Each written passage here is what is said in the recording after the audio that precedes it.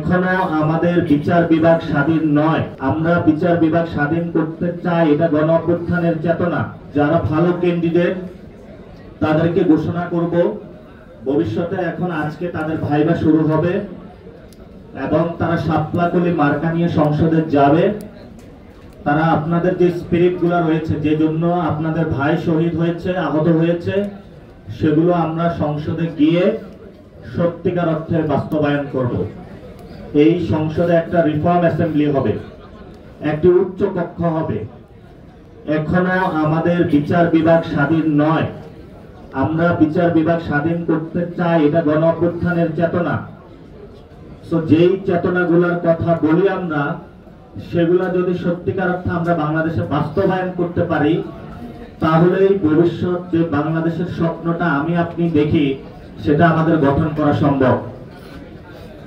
আমরা এখন যদি নির্বাচন প্রক্রিয়াতে আসি, আমরা যখন আমাদের দল গঠন করলাম, দল গঠনের পরে রেজিস্ট্রেশনের জন্য সকল পেপার সাবমিট করার পরে আমাদের প্রত্যেকটা দলীয় অফিসে হয়রানি করা হয়েছে।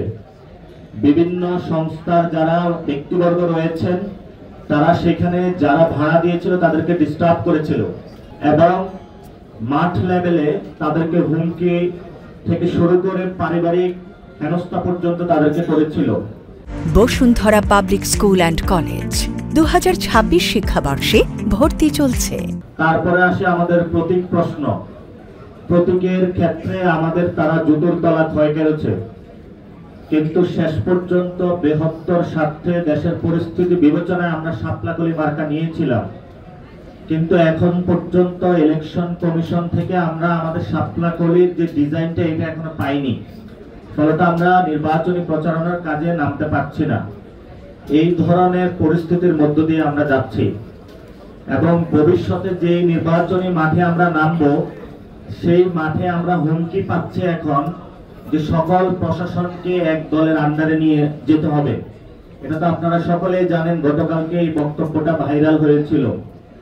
শুধু এটাই নয়, কোথাও যদি কেউ মিছিল মিটিং করে, প্রটেস্ট করে, নির্বাচনী কাজে যায়, তখন তাকে হুমকি ধমকি থেকে শুরু করে পরিবার পর্যন্ত সকলকে মারধরের পর্যন্ত ঘটনা আমরা শুনতে পাচ্ছি।